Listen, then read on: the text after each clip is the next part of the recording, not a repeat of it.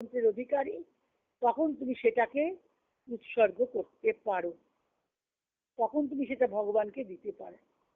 কেননা যদি না তুমি কিছু অধিকার করছো, তুমি সেটাকে দিতে পারো না।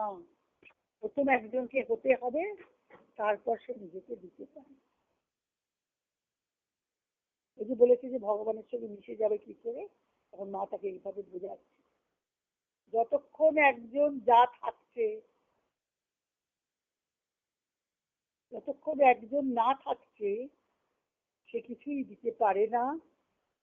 তার বিভক্তমুখী অহংকে অপসারিত করতে হলে তুমি যেমন কলহ, তুমি যেমন বলছো, তোমাকে সক্ষম হতে হবে সমগ্রভাবে নিজেকে দিয়ে দেওয়ার জন্য।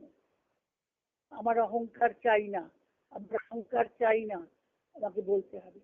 কিছুমাত্র পেছনে না রেখে আর নিজেকে দেওয়ার জন্য প্রথম তোমার অস্তিত্ব থাকতে হবে। আর অস্তিত্ব থাকতে হলে তোমার অবশ্যই ব্যক্তি স্বাতন্ত্র্য থাকতে হবে। মা শিশুটিকে বোঝাচ্ছেন, ছাত্রটিকে বোঝাচ্ছেন।